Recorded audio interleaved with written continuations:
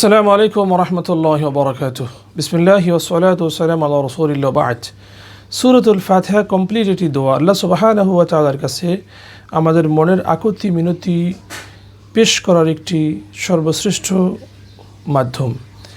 সূরাতুল ফাতিহার মাঝে আমরা আল্লাহ সুবহানাহু ওয়া তাআলার কাছে প্রার্থনা করে থাকি। প্রার্থনা করার আগে আল্লাহ সুবহানাহু ওয়া তাআলার গুণকীর্তন করে থাকি। আল্লাহ সুবহানাহু ওয়া তাআলার গুণকীর্তন করার পরে আমরা আল্লাহর কাছে মনের যেই আবেদনটা করে থাকি সেটা হলো ইহদিনাস সিরাতাল মুস্তাকিম। আল্লাহ তাআলা আপনি আমাদেরকে সঠিক পথে পরিচালিত করুন। আর সঠিক পথটাই হলো জান্নাতের পথ, যেই পথের মাধ্যমে মানুষ জান্নাত লাভ করবে, জাহান্নাম থেকে মুক্তি পাবে। যেই পথটা হলো সিরাতুল মুস্তাকিমের পথ, সরল সঠিক পথ এবং নবী রাসূলদের পথ।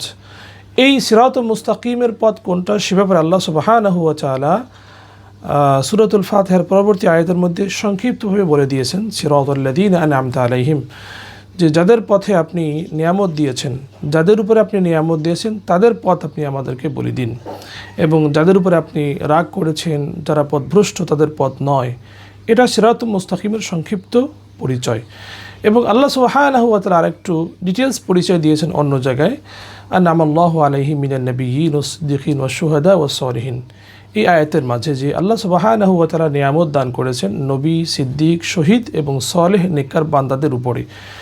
তো সিরাতুল মুস্তাকিমের পথ আমরা আল্লাহর কাছে কামনা করছি, আল্লাহর কাছে বলতেছি, আল্লাহ আপনি আমাদেরকে সরল সঠিক পথে পরিচালিত করুন, সিরাতুল মুস্তাকিমে পরিচালিত করুন। এর তাফসির হলো আল্লাহ তাআলা আপনি আমাদেরকে নবীদের পথে চালান, ওলিদের পথে চালান, সিদ্দিক এবং শহীদদের পথে চালান। তো নবীদের পথে চলা অর্থাৎ রাসূলুল্লাহ সাল্লাল্লাহু আলাইহি ওয়াসাল্লামের পথ পদঙ্ক অনুসরণ করে নিজের জীবনকে পরিচালিত করা, দেশ, সমাজ, রাষ্ট্র, পরিবারকে পরিচালিত করার নাম হলো সিরাতুল মুস্তাকিম। যে ব্যক্তি রাসূলুল্লাহ সাল্লাল্লাহু আলাইহি ওয়াসাল্লামের দেখানো পথ অনুযায়ী, তার সুন্নাত তরিকা অনুযায়ী জীবনযাপন করতে পারবে, সেই ব্যক্তি সিরাতুল মুস্তাকিমের উপরে থাকবে। তো আমার প্রত্যেকটা কার্যক্রম, পদক্ষেপ, কর্মপদ্ধতি সবগুলো যাতে রাসূলুল্লাহ সাল্লাল্লাহু আলাইহি ওয়াসাল্লামের দেখানো তরিকা অনুযায়ী, পন্থা অনুযায়ী হয়, তাহলেই আমি সিরাতুল মুস্তাকিমের উপরে থাকব। আজকে পহেলা বৈশাখ। এই পহেলা বৈশাখ কীভাবে উদযাপন করব? এক্ষেত্রে যদি আমি রাসূলুল্লাহ সাল্লাল্লাহু আলাইহি ওয়াসাল্লামের তরিকা বা পথ অনুসরণ করি, তাহলে আমি কিন্তু সিরাতুল মুস্তাকিমের উপরে থাকব। বর্ষবরণ রাসূলুল্লাহ সাল্লাল্লাহু আলাইহি ওয়াসাল্লাম তিনি নিজে করেননি, সাহাবায়ে কেরাম করেননি, এবং হক্কানি রব্বানি ওলামায়ে কেরাম, আউলিয়া কেরাম কেউ কিন্তু করেন নাই। শহীদ এবং সিদ্দিক কেউ করে নাই। যাদের পথটা সিরাতুল মুস্তাকিমের পথ, তারা কেউ বর্ষবরণ করেনি। হ্যাঁ, বর্ষবরণ যদি করতেই হয় তাহলে আমাকে প্রথমত যেই জিনিসটা খেয়াল রাখতে হবে, লক্ষ্য করতে হবে, সেটা হলো যে এটা কিন্তু কোরআন সুন্নাহ সমর্থিত কোনো পন্থা না। তবুও যদি করে থাকি, যে এমন পদ্ধতিতে করা উচিত যেটা কোরআন সুন্নাহর সাথে সাংঘর্ষিক নয়। সাজুগুজু হয়ে এবং বিভিন্ন লাল রঙের বা লাল সাদা ড্রেস পরে আমাদের মা বোনরা যে রাস্তায় বেরিয়ে যায় এবং বিপর্দ অবস্থায় ঘোরাফেরা করে, এটা কিন্তু সম্পূর্ণ কোরআন সুন্নাহ বিরোধী একটি পন্থা।